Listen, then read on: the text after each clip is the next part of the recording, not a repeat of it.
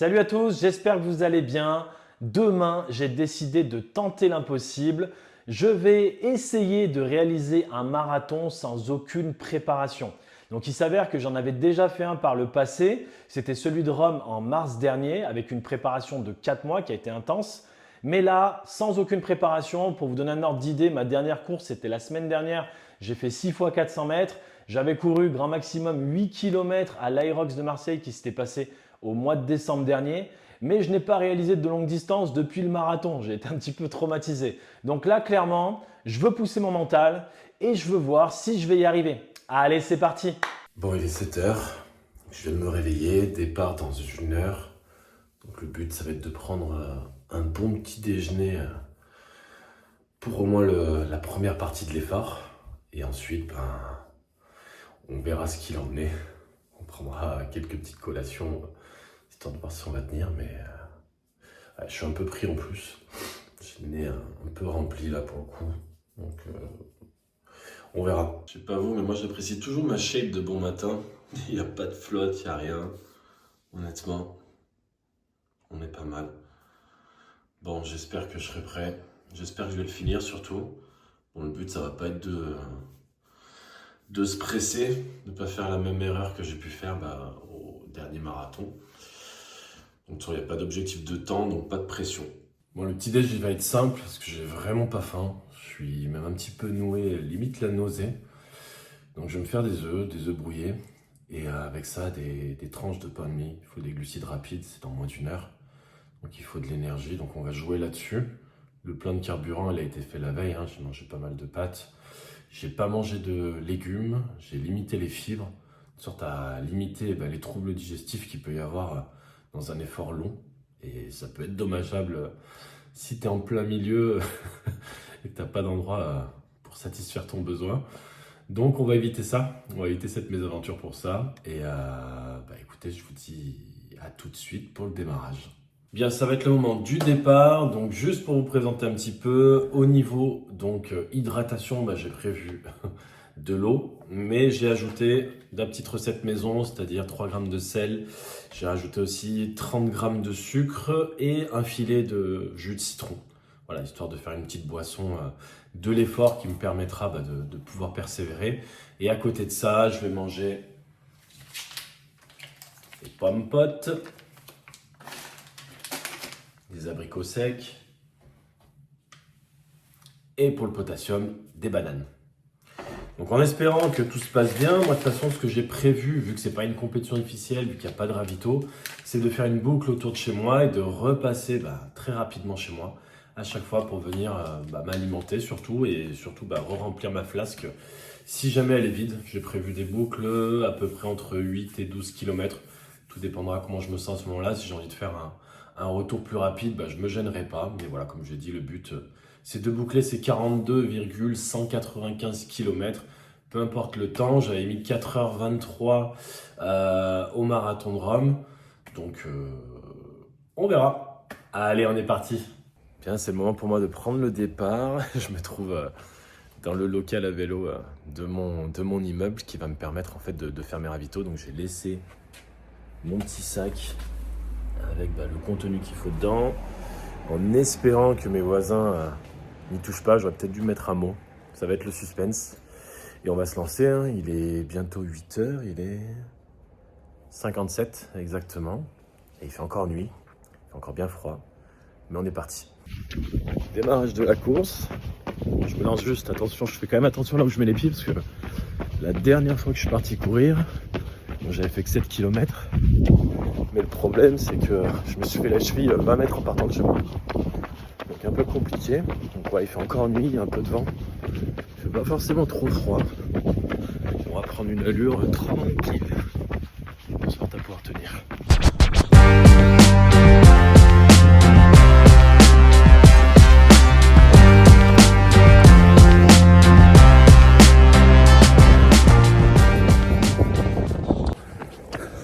Je suis aux 5 km. Je suis seul au monde. Un petit peu en dessous les 30 minutes pour l'instant. Mais ça va. Par contre, moi je suis dans le cas où les premiers instants, au moins la première heure de course, c'est toujours pour moi la plus dure. Le corps tant qu'il se met en marche. Puis j'ai pas forcément l'habitude de courir aussitôt. On continue et on va voir. Hein. Alors je sais pas si vous allez entendre, mais il y a vraiment un vent de malade. J'ai un vent de face qui est impressionnant. Par contre, depuis le début, j'ai croisé aucun peloton. Ça fait plus de 30 minutes que je cours. Il n'y a pas un courageux qui est là. Vous êtes tous les coureurs? Hein? Vous êtes où? «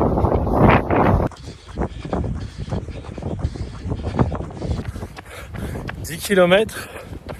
Comme prévu, ça va mieux. Par contre, le seul problème, c'est que je sens déjà mes quadris qui tirent. Je vais venir faire le ravito chez moi. À peu près, je pense que j'aurais fait 15 km. Donc déjà, en 2 boucles, j'en aurais fait 30. Donc c'est vrai que mentalement, ce sera bien. Pour l'instant, honnêtement, j'ai une bonne moyenne. Je suis sous l'heure, donc un peu plus de 10 km/h. Donc on va voir, mais on continue. Toujours pas trop de monde. Je croise 2-3 passants. Ici, j'ai croisé les militaires pour leur footing du matin. Mais sinon, seul au monde encore une fois. Le retour, hein. Vous pouvez voir, c'est la même boucle, le même chemin, c'est magnifique. Là, l'avantage que j'ai, c'est que j'ai le vent dans le dos. Donc, mentalement, pour le retour, c'est mieux. Allez, on continue. Je suis en train de me dire, le chemin choisi, j'ai des belles montées aussi sur le retour. Ça va être sympa. Ça va être très très sympa.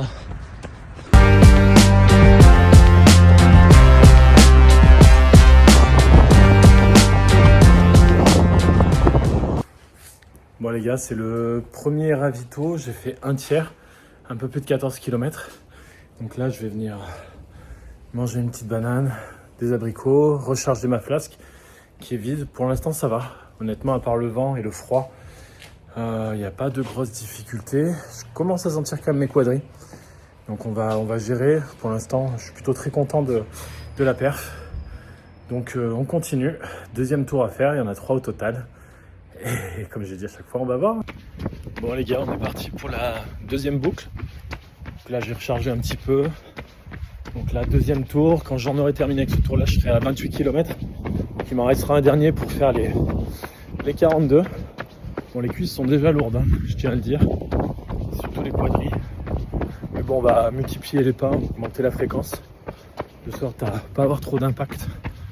Et on va voir la suite. J'arrive à 20 km, putain de vent de face. Là franchement, je vous le dis, ça commence à être dur. Parce que tu as une lutte énorme face à ce vent de merde. Donc vivement le retour que j'ai dans le dos. Mais on lâche pas, on continue. Le mental est là. Et il poursuivra lui. C'est vraiment une belle leçon de vie, je vous le dis les gars. Parce que pour ceux qui l'ont fait, on passe un peu par toutes les émotions. C'est clairement un ascenseur émotionnel. L'excitation, le doute, la résilience, persévérer. Vraiment, je le conseille à tous. 25 km. Donc là, c'est le moment où je marche pour m'hydrater justement. Je me prends une petite minute de retour au calme. Erreur que j'avais fait à Rome, où j'ai pas voulu m'arrêter, j'ai pas voulu écouter mon corps. Et je voyais des gens autour de moi qui se mettaient à marcher. Et je me disais, mais ils sont cons, ils vont casser leur moyenne, ça va pas faire un bon temps. Et en fait, derrière, ils me rattrapaient. Parce que j'étais vraiment, en train de congestionner. Moi, le problème, c'est mes cuisses. Ça commence déjà à faire mal, ça va être lourd. Il me reste 3 km pour arriver justement au ravito. Et de là, il y aura la dernière boucle qui arrivera, quoi. Donc on continue. Ça va être dur, ça va être très très dur. Mais le mental est là et je lâcherai pas. Putain, j'en peux plus de ces putains de montées. J'ai les jambes fracasses. J'arrive bientôt au point de ravito. Je me poserai un petit peu quand même. Parce que là, les cuisses commencent réellement à congestionner sérieusement. Les impacts font mal. Et les montées... Nique ta mère. Nique ta mère la montée. Je viens d'arriver au dernier ravito, donc 28 km parcourus jusqu'à présent. Je m'octroie 3 à 4 minutes de pause, je me suis assis même, j'ai les cuisses qui sont relativement lourdes. Je vais manger parce que je sens que au niveau énergie, je suis faible, j'ai pas assez mangé sur le premier ravito. Donc là, je vais bien manger, bien m'hydrater et après je vais aller à mon rythme. C'est-à-dire que s'il y a des moments où je marchais, je marchais. Et c'est comme ça. Le but, c'est de faire les 42 195. C'est pas de faire une perf. Je me suis pas préparé. Je me suis lancé comme ça. Il fait froid, il y a du vent. Mais c'est aussi une leçon de vie. C'est histoire de montrer aussi que quand vous fixez des objectifs, peu importe la vitesse à laquelle vous allez, ce qui compte, c'est de passer la ligne d'arrivée. Donc même si vous y allez petit pas par petit pas, ce qui compte, c'est que vous avanciez, quoi. Donc voilà, c'est pour ça que je vous le conseille de faire ce genre d'expérience. Parce qu'au niveau mental, ça vous donne cette résilience. Et dans votre vie, ça vous permettra vraiment de faire des choses que vous pensez que vous n'étiez pas capable. Et c'est le but de cette vidéo, c'est de pouvoir inspirer et de vous montrer justement que si vous avez le mental, même si tout n'est pas prêt, tout n'est pas parfait, j'ai pas fait de prépa, mais si vous avez le mental, peu importe le temps, hein, si je mets 4h30, si je mets 5h, je m'en fous. Mais j'y arriverai, je le ferai. Bien les gars, on va se lancer, dernier bloc. Donc 12 km encore à parcourir. J'ai bien mangé, je me suis reposé 4 minutes, je me suis tiré les quadris. Ça tire vraiment. Donc on est parti. On va voir si le mur des 30 va être encore là. J'arrive au 32e kilomètre. C'est vraiment dur. Là j'ai le vent de face, pleine tête. Pendant tout l'aller, c'est-à-dire je suis au moins 35, 36, je me tape, mais bon on va voir, on tient. Je suis en galère, je vous le dis, je suis vraiment en galère, le vent il souffle de malade, j'en peux plus. Je vais essayer d'attendre le 35e kilomètre pour marcher un peu, mais là c'est avec le vent en face là qui souffle de malade, j'ai l'impression de tuer 150 kilos quoi, horrible.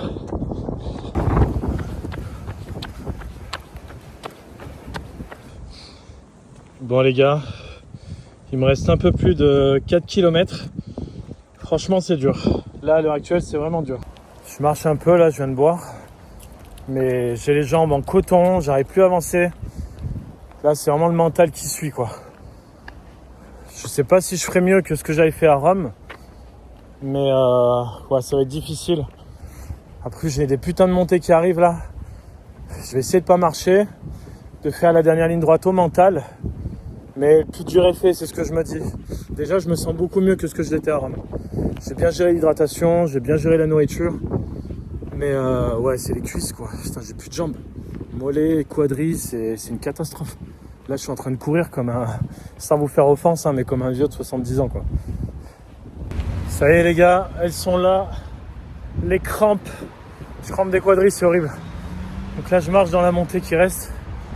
Mais ouais, je vous le montre, je sais pas si on voit bien. Il reste 3 km.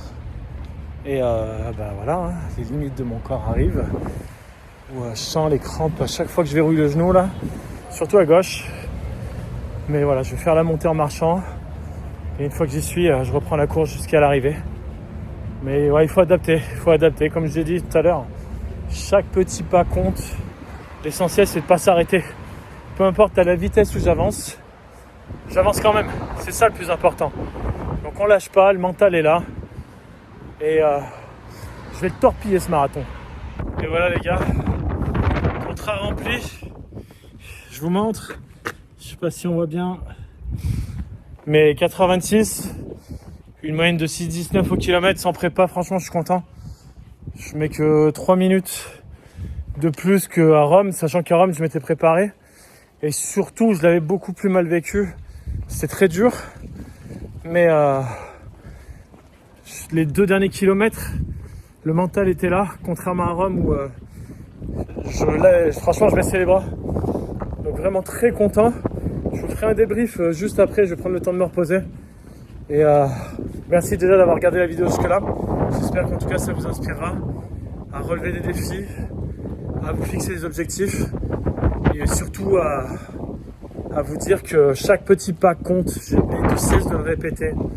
Mais peu importe ce que vous entreprenez, peu importe les défis que vous allez relever, voilà, cherchez à avancer coûte que coûte, peu importe la vitesse.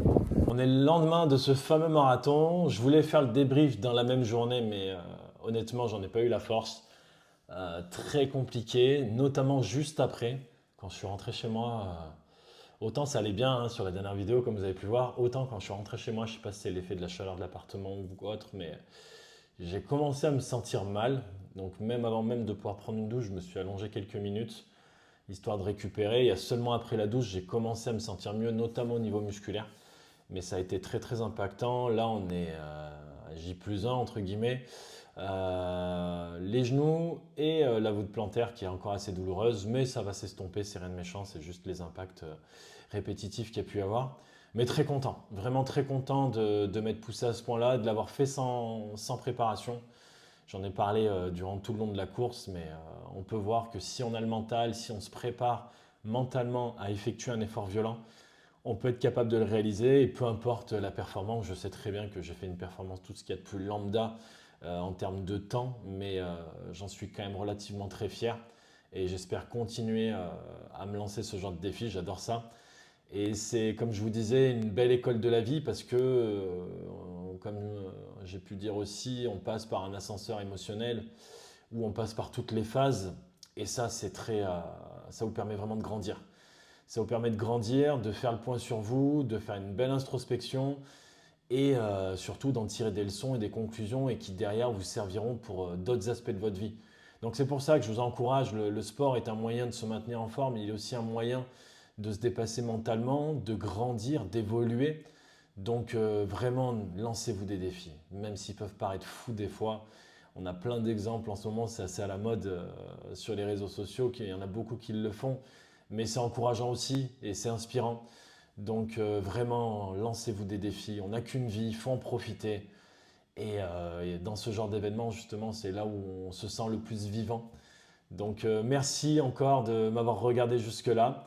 Je pense que je me lancerai d'autres défis. J'espère que ce format-là, en tout cas, vous a plu.